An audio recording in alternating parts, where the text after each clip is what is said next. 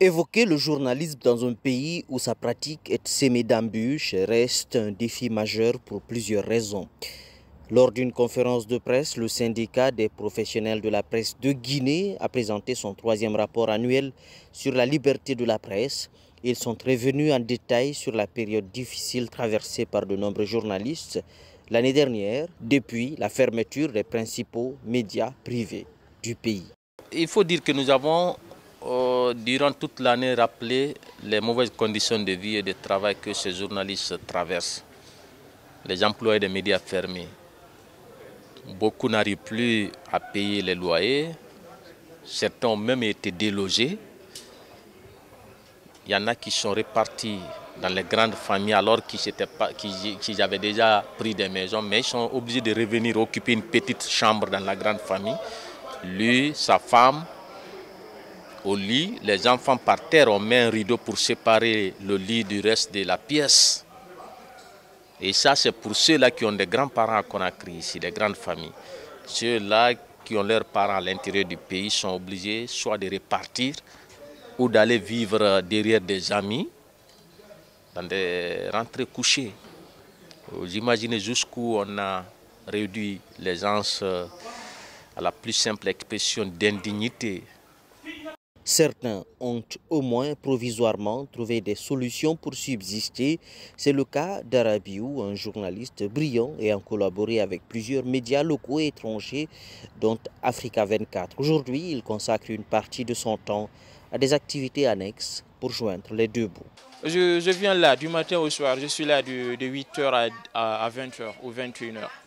Je reste là, après je rentre à la maison. C'est vrai que le métier de journaliste me manque beaucoup parce que c'est mon domaine de prédilection, c'est mon domaine professionnel. C'est vrai qu'actuellement le travail professionnel me manque beaucoup, même si parfois j'arrive de temps en temps à alterner la coiffure et le métier de journaliste que j'ai étudié étant aimé à l'université et que je continue à adorer et passionnément. Mais il faut dire que c'est très difficile parce que là, tu finis ton travail, tu finis d'étudier, tu es diplômé. Normalement, tu es censé travailler, mais tu te retrouves boum à la maison.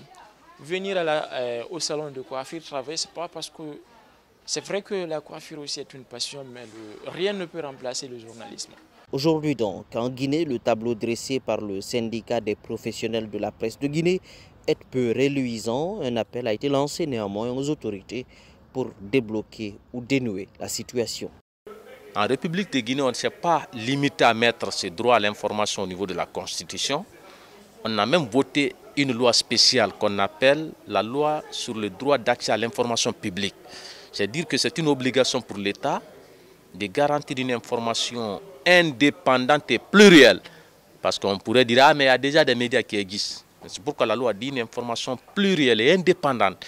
Il faut que les citoyens aient la possibilité d'écouter plusieurs médias, diversifier les sources d'information pour se forger une opinion. Et que les médias soient indépendants dans le traitement de l'information. Mais si, comme ça se passe aujourd'hui dans la plupart des rédactions, le journaliste est là à s'auto-censurer à tout moment parce qu'il a peur que son média soit fermé. Il sait comment est-ce que son ami de l'autre côté est en train de vivre aujourd'hui. L'information n'est plus indépendante. Il est important de rappeler que les médias privés tels qu'Espace, Joma et FIM ont été fermés depuis un certain temps, 8 mois exactement, faute d'activité professionnelle. De nombreux journalistes aujourd'hui quittent le navire. Autre façon de régler des comptes aux hommes des médias qui a pris de l'ampleur